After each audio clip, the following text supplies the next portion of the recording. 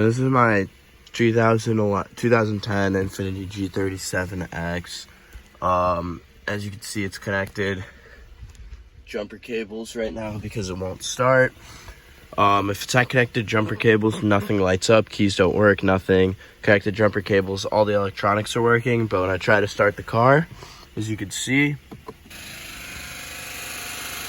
that's the sound it makes.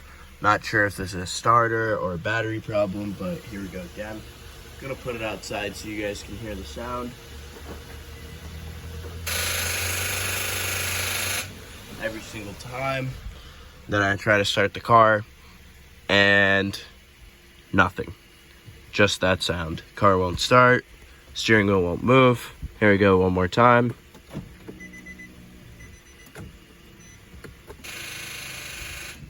Nothing. Please help me out, guys. Let me know what this issue could be. It's hard to get to a mechanic these days, the whole quarantine thing, but maybe it's something I could fix at home, maybe not. Either way, please let me know so I can try. Thank you very much.